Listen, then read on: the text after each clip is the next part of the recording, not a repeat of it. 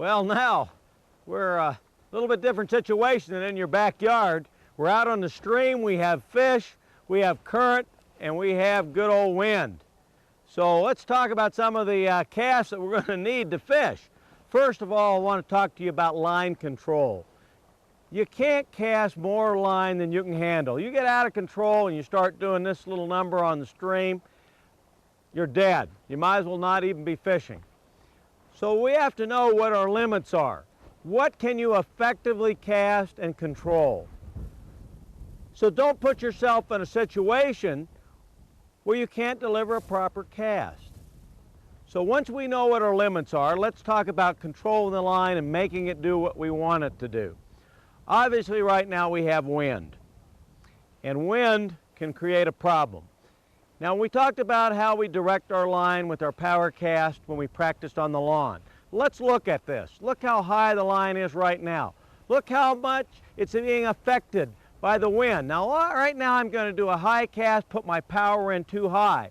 And look what the wind does to it. It blows it completely out of the water, in fact. Okay, let's try that again. Now we're going to lower the line. See how the line is going lower? We're tightening up our cast. We're applying our power, letting our butt handle the rod. Now, here we go. Okay, let's watch this. Now the line is going down. Look how the line shot into the wind. Okay, so some of those things we practiced on the lawn are going to come in handy right now. So let's take a look at some of the things that we have to do here when we're fishing. First of all is position. You notice I'm in a position. Now, you got to watch this line here. This can be a real enemy. You've got to keep it under control. You're always going to need excess line. But the problem becomes is letting go of the line when you cast, like this. Now you can see right now the wind is blowing it. So now I've got to reach over and grab the line, and about that time I look up, we have all this line piled down in front of us and a fish takes it. And look at that, oh my God, the line comes back and we're wrapped up like a Christmas tree. This is not keeping the line under control. The key is practice again. Before you go fishing, it's automatic. It's automatic. Here we go. We're going to lay the line down.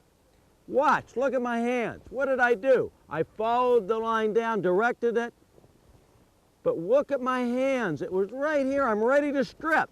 The minute that fly hits the water, I'm ready to strip and ready to go. And look where my rod is. My rod isn't standing clear up here. First of all, a rod this high can spook fish. The cast comes down. Now you might notice the wind's already starting to blow my line to that direction. Ha-ha! So there's a lot of things you got to think about. If I do a wide cast like this, wide open loop, the wind catches it, who cares if my line down here is ready to go? So we have to coordinate it. So here we go. We're going to bring our rod back, not too far, remember, it's a short cast, short stroke. But I'm going to lean the power this direction. Look at I'm going to roll my wrist in a little bit and point the rod where we want the line to go. And we're going to force the line into the wind. By lowering our power, bringing it up and forcing it down straight so the line goes into the wind, and we're really mending the line. We're mending and forcing the line to go into the crosswind, just like this. Now we still have to back off the power, because if we don't do that, it's going to come crashing in like that.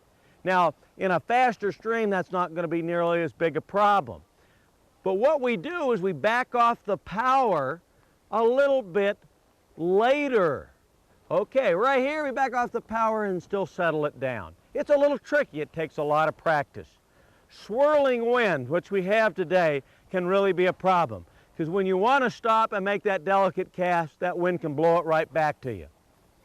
Okay, now let's take a look at what we have to do. Now the wind is shifting. It's coming directly at me. If I have my rod go way back like this, look at this. The wind is blowing the line clear behind me, and I end up bringing real estate with me. We want to shorten our stroke up, bring it up and down. Look how easy it is by doing this. Short stroke, up, power, butt, and we make a cast into the wind. You know, you can cast into even a 40-mile-an-hour wind once you perfect this method. Again, shorter stroke, pull down on the butt, force that tip down into the wind and follow through, just like that. Okay, now let's go back. We're going to be dry fly fishing. We're casting, it could even be nymph fishing upstream. We're going to make our cast. Here comes our cast. The line goes through our hands, it's up to our finger. Immediately we try to bring as much slack in as possible. The rod is down here. Now, there's times when we're going to need to mend line. We're going to need to move our rod over, but you want to do that as much as you can in the cast. Let's analyze this stream. As we look at the currents, it's calmer over here. There's more current over there. So if we get our line over in here and the current's fast over there, it's going to swing around. So what we want to do, if we want our line to be more over here, when we make our cast, we lean the rod over that direction so the line goes there. Again, make our cast, powering it into the wind and putting our rod over here so our line lands here.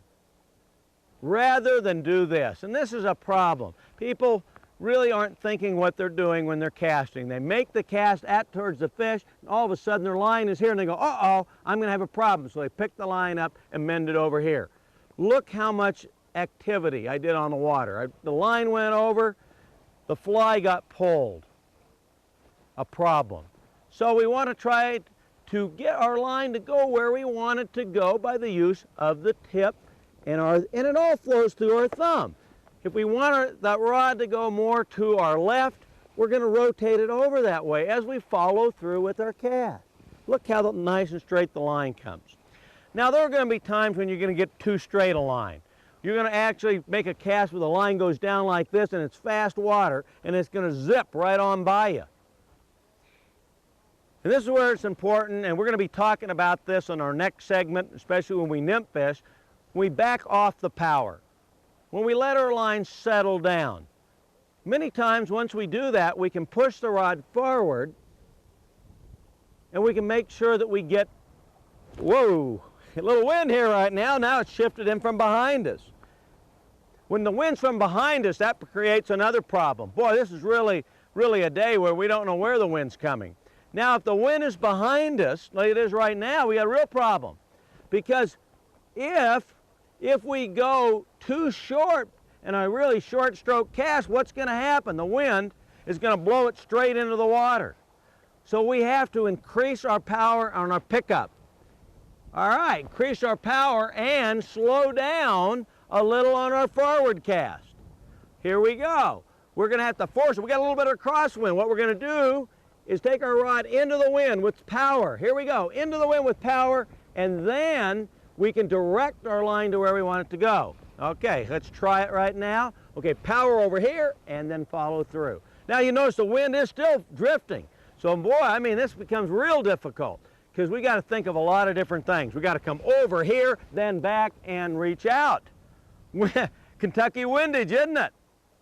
Here we go again. We're going to make this cast. We're going to go over here and out and reach out. And look at that. I actually overcast at that time. You'll have to understand what the wind can do to your line. A lot of times, hey, there's no fish here now. We've messed up the water. Find a place on the stream where you're not worried about spooking fish and practice it. Find out what the effect is if you drop the line like that. Find out what the effect if you force it in this way. So you don't want to find it out when you make that cast to that one big fish and all of a sudden it blows it right on top of him. The most important thing is to understand line control. Try to keep your cast within your own ranges.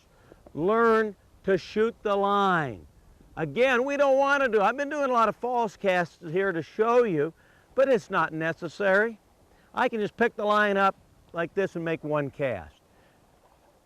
One cast. You just got to remember, this is where that wrist is going to break. And you're going to have this open loop. Now look what happens in this wind open loop. No matter how you try to do it there, look what happens. Tighten that wrist. Watch the integrity of the stroke. Watch your rod tip. Keep it within the boundaries. Rotate your wrist and you're going to be able to handle any wind.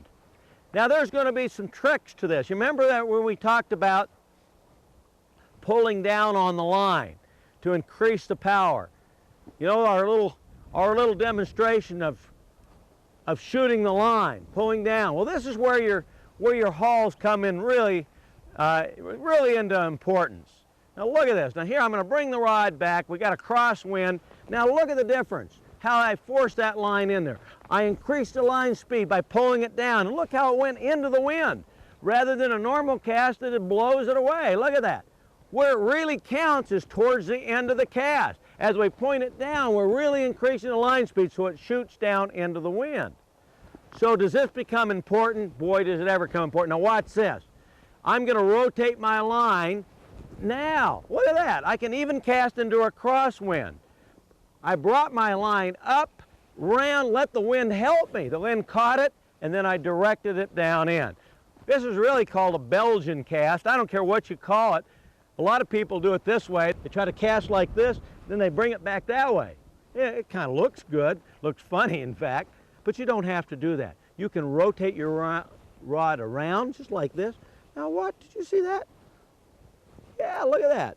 Hey, what was I doing? I was doing one of those hauls like we showed you on that dry land. Is it a double haul? No, but it's a haul. All right. One last thing I want to leave you with before we move on to our next segment. What I'd like to leave you with is the importance of a roll cast. Remember we said we needed water. Roll casts, of course, have their importance in small, crowded places with trees behind you where you can take the line and flip it in. Now, if you notice right now, we got a lot of wind. And boy, I'll tell you, you're vulnerable on a roll cast to do it right. But what will really help you is to learn this cast, and we're going to be using it all day long. It's a very simple cast. It's called a roll cast pickup. It's when you bring the line in right now and you see you got to get it accelerated. Well, a lot of people will just do this. They'll throw it out here and then pick it up and then make their cast. Well, this roll cast pickup is important because you can rotate it out, bring it up, and especially in a wind like today, it'll help you. Watch this. Just by simply rotating the arm up, look at that, the wind just put it right into the air and we're casting. Okay, here we go. We've made a cast upstream. We've made a cast upstream. Here the fly comes down towards us. The fish, we didn't have a very smart fish, or maybe too smart a fish, it didn't take our fly. Now we got to pick it back up. We pick it back up and immediately cast it towards him. We're going to throw water from that line. Boom, we're going to throw water at him. Also, he's going to see that line coming right at him.